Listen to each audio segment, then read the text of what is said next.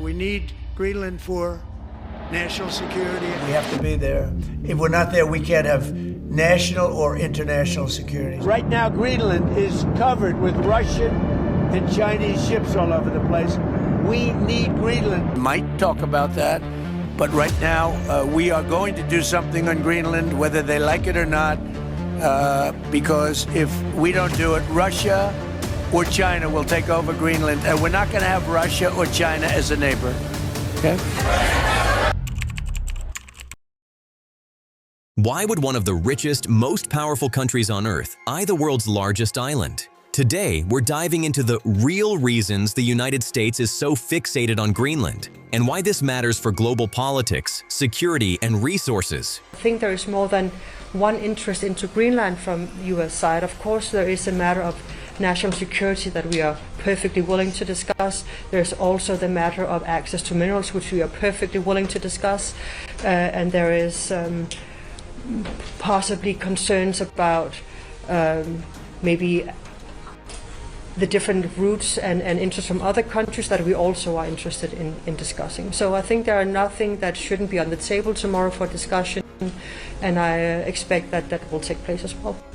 Greenland might look like a frozen wilderness, but beneath its ice lies a place of tremendous strategic value. It's an autonomous territory of Denmark, home to about 56,000 people, and it's geographically closer to the US than most people realize.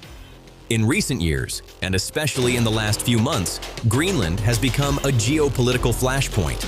Even US political leaders have openly talked about acquiring Greenland, a move that has alarmed allies and triggered international debate. Listen very carefully.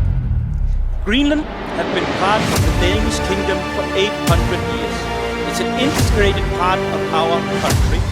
It is not the same. Let me put it in words you might understand, Mr. Trump. What makes Greenland strategically vital is its location. It sits between North America and Europe, and covers part of what's called the GIUK Gap, the naval and air choke point crucial for monitoring Russian military movements in the North Atlantic. The United States already maintains a major military facility there, Patuxent Space Base, which supports missile warning systems, space surveillance, and defense operations for both the US and NATO. This isn't new. During World War II and the Cold War, Greenland was critical in defending North America and monitoring Soviet activity.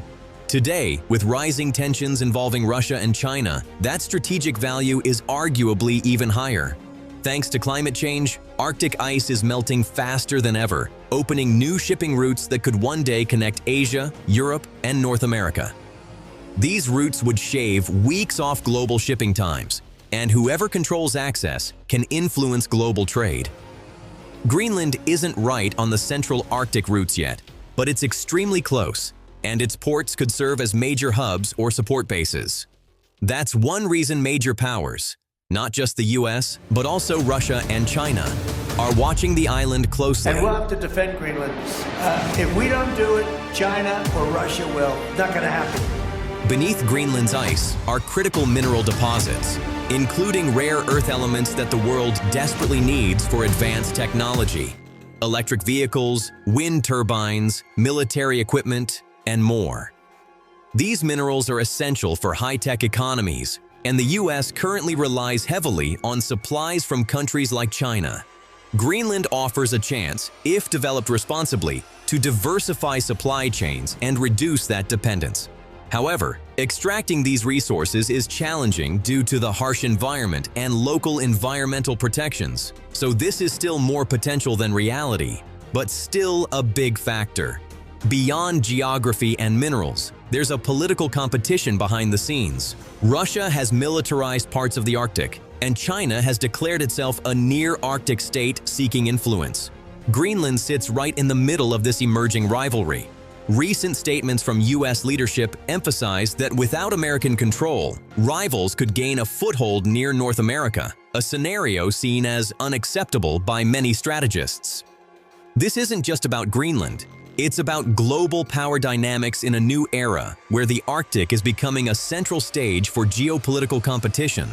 But here's the twist. The vast majority of Greenlanders do not want to join the United States.